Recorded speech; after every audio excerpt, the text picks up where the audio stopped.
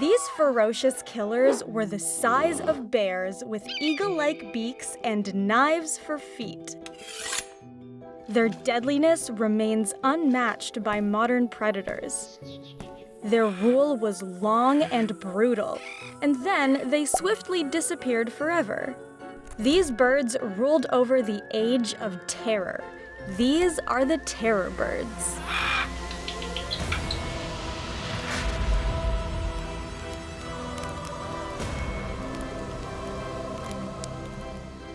Hi, I'm Talia Lowi-Merri, and you're watching Paleologic. For millions of years in the Miocene, South America was a strange and dangerous place. Stay tuned to learn how you can invest in a new innovative platform. It was a time when the continent was isolated and weird animals evolved to fill the ecological niches that dinosaurs used to occupy. The top predator placental mammals that rule today, like big cats and dogs, hadn't arrived yet. The land was dominated by carnivorous marsupials like the Thylacosmilus, crocodilian reptiles like the Purosaurus, one weird carnivorous armadillo, and, of course, predatory birds. But we're not talking about eagles, hawks, or condors. This land was ruled by terrestrial birds, some of which were over 2 meters tall and had the biggest bird heads ever recorded. It's hard not to get a big head when you're the largest terror bird, but Kelenken took it to the extreme. Just for context, the shoebill stork has one of the biggest heads among living birds. Their beak is about 25 centimeters long, with sharp edges and a pointy tip. You do not want to have any part of you caught in its jaws. But the shoebill's beak, plus their entire body, which can be as tall as me, only adds up to about 7 kilos in weight. The Kelenken's head alone was heavier than a whole shoebill. Their skull was 3 times longer than a shoebill's, and their total body weight was 40 times more than a shoebill, measuring roughly 250 kilograms.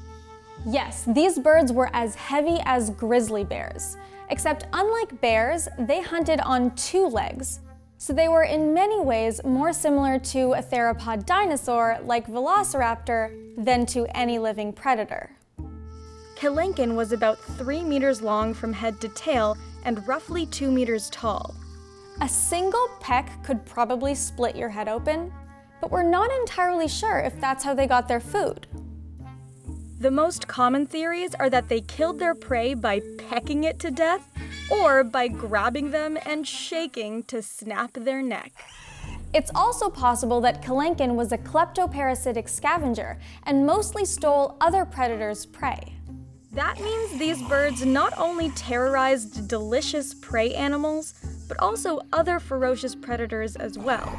Nobody was safe from terror birds.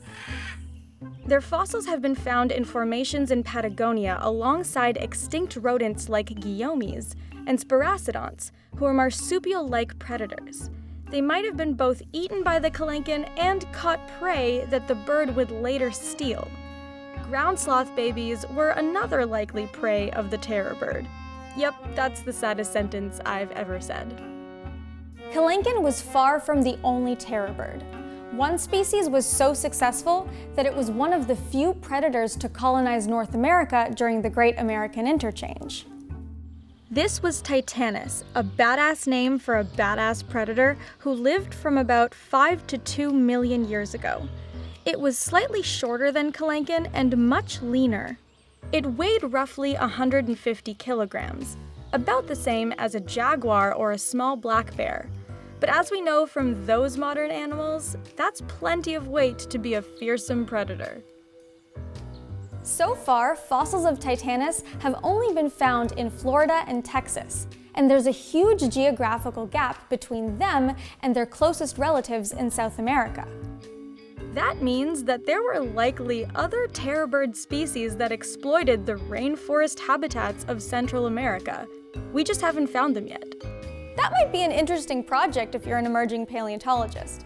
We just ask that if you find a new species, you name it Animalogico. Terror birds emerged shortly after the extinction of their ancestors, the dinosaurs, around 62 million years ago, and were at the top of the food chain for almost 60 million years. Siloteris, the youngest recorded species, lived until sometime between 80 and 6,000 years ago. Humans entered South America about 14,000 years ago. So if you're of South American descent, there's a decent chance your ancestors went head-to-head with a terror bird. I don't envy them. These birds could kill you before you even knew they were there. Terror birds were not only huge, they were also fast. Some species, such as Mesembryornis milnedwardzi and Patagornis marshai, could run upwards of 70 kilometers per hour. That's as fast as an ostrich. The difference is that ostriches evolved to run away from cheetahs, lions, and wild dogs, whereas terror birds could have hunted those big animals themselves. CT scans of terror bird skulls show that they were not likely to be huge biters. Their musculature wasn't meant to crush bone the way hyenas and crocodiles' jaws do. To take on larger prey, they probably used a combination of kicking, pecking, and possibly grabbing their prey with their massive beak and slamming it onto the ground. This is similar to how modern predatory birds, like secretary birds and roadrunners, kill their prey. Their feet were equipped with large claws that could tear open flesh, and were longer than the famously lethal cassowary's claws. Though even without the claws, the sheer force of their kicks would have been enough to at least stun their prey. After that, depending on the prey, they would swallow it whole or shred it apart and eat the best pieces. Unfortunately, the changes in climate and the arrival of placental mammals like wolves and big cats were the doom of terror birds. Every empire crumbles eventually, and in this case, it was these furry animals that came to take the crown. But there's still a living relative of terror birds hiding in South America, biding its time, waiting for the right chance to make a power move. We have secured some footage, but viewer discretion is advised. This is the closest living relative of the Kelenken, the Seriema.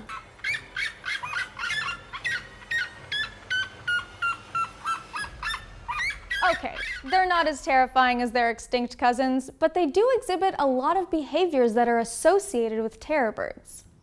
I'd love to talk more about them, but they deserve their own episode. We're still finding amazing fossils in South America. There are over 20 known species of terror birds and plenty more to be discovered. Stay tuned as we keep learning from these amazing beasts, although let's hope they don't come back to reclaim their crown.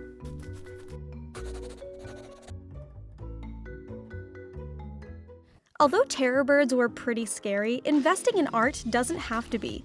And today's episode sponsor is making it easier than ever. Masterworks is the first platform that lets you invest in the same fine art that billionaires use to diversify their portfolios and hedge against inflation. The best part is they enable you to do it for a fraction of the price the ultra-wealthy pay. And they know what they're doing. So far, they've sold 3 paintings, with each returning over 30% to investors net of fees. Of course, past performance is no guarantee of future results. But still, 30+% is hard to ignore, which is why they've been featured in Forbes, The Wall Street Journal, and The New York Times. If you want to join the 400,000 plus members already on Masterworks, there is a waitlist, but our friends at Masterworks are offering priority access to fans of Paleologic. You can get it simply by clicking the link in the description. Thanks, Masterworks! So what should we talk about next? Please let me know in the comments, and don't forget to subscribe for new episodes every week. Thanks for coming along on this journey through time. I'll see you later.